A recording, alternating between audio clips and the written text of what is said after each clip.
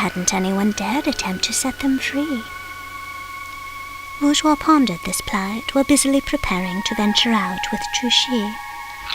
Hours before their embarkment, she bolted from a monstrous nightmare, wringing her paws and gnashing her teeth. Horrific terror, terrific horror. Neither would rhyme bourgeois, for the undreamt fear she was soon to know.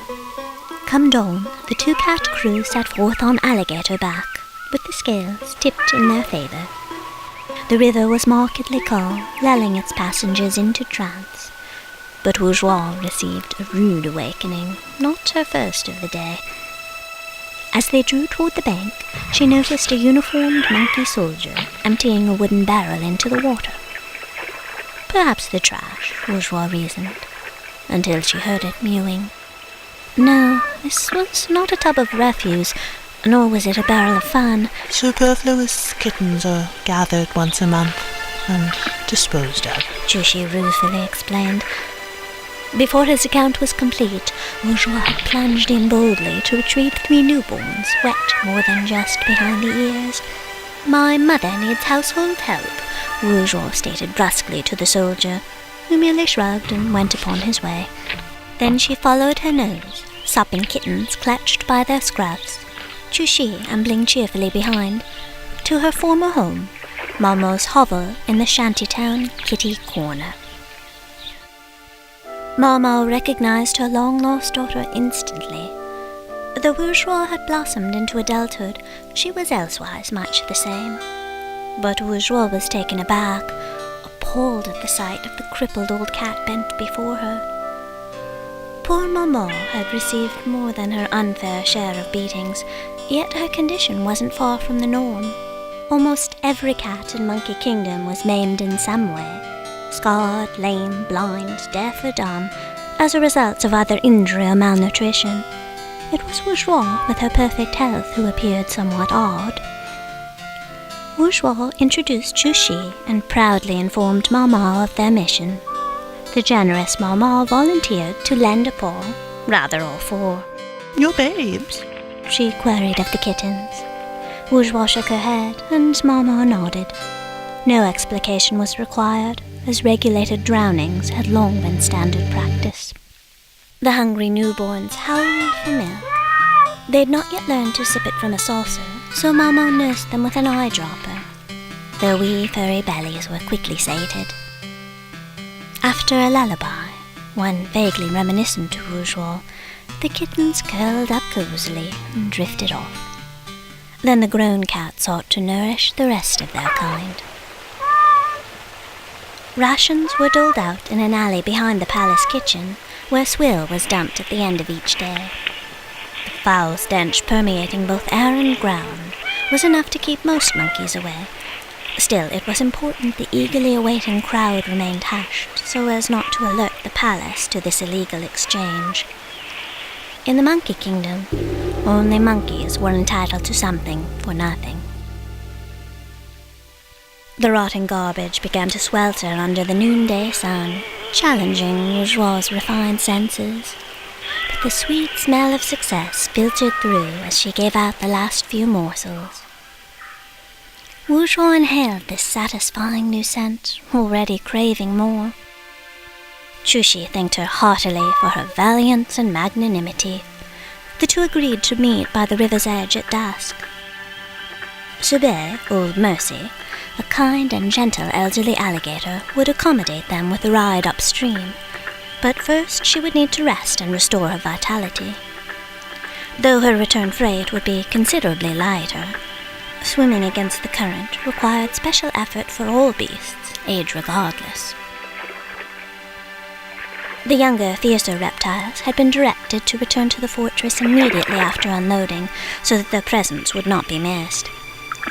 As for Chu Shi, he had been granted a visit with kitty kith and kin, something the sentimental princess could not refuse him. For the very first time, Mama and bourgeois had an afternoon to themselves.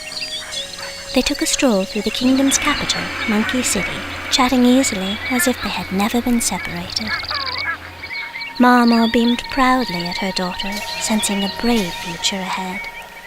Of all her offspring, Bourgeois would undoubtedly prove to be the greatest warrior, though she had yet to develop a winning strategy, a way to ensure that the cats regain their autonomy. Mother wit at her claw tips, Mama had a finely honed prescience. Je She must be raised from the depths once again. But before Bourgeois could enlist aid from either this world or the next, certain conditions were to be met. The water god required she fathom the length of her one-way journey, compass the stretch of a road from which there was no return. Bourgeois was overwhelmed by the myriad sights and sounds of metropolitan life.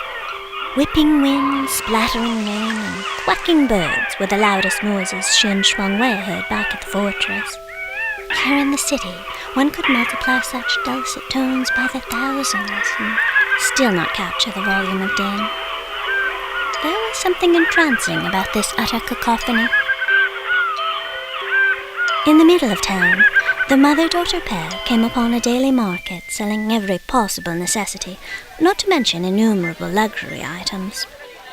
Handicrafts abounded, tapestries, metalwork, earthenware, made by unparalleled artists, all local cats who were far too poor to own the precious objects they had created.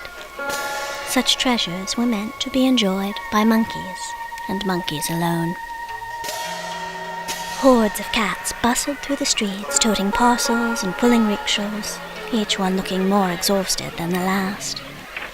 All were raggedy, bony and flea-ridden, some bloody or freshly scabbed. Needless to say, Bourgeois' unmarred beauty commanded attention from cats and monkeys alike. Not in her wildest dreams had Bourgeois imagined there could be so many different types of monkeys. Fat ones, thin ones, tall ones, short ones, black ones, brown ones, white ones, red ones. But nowhere did she see one with an extra tail.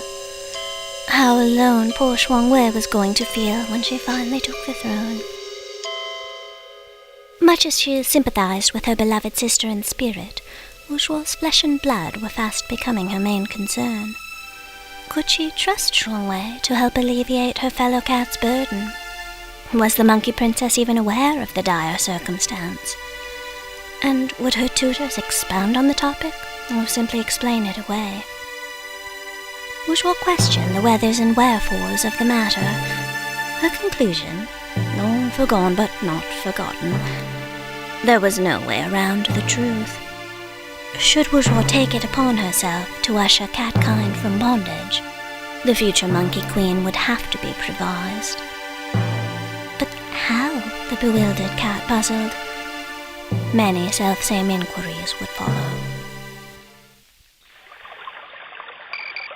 Evening fell, and once again Marmot delivered her daughter to the Yellow River, this time knowing she'd soon be returned.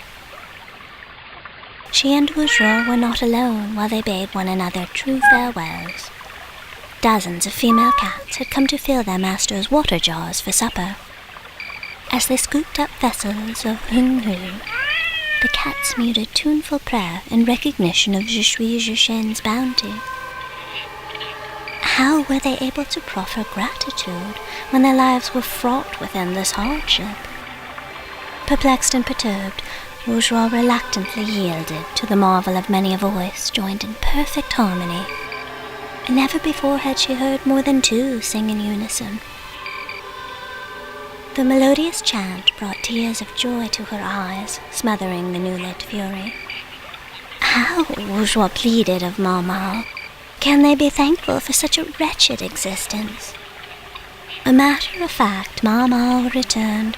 Things can always be worse. Simple, sage, succinct. Has nobody thought to point them toward a better life? Puzzled Bourgeois. Nobody but you, Marmot proudly replied. They've been waiting in eternity. A shiver ran the length of Bourgeois' spine and settled in the tip of her tail. If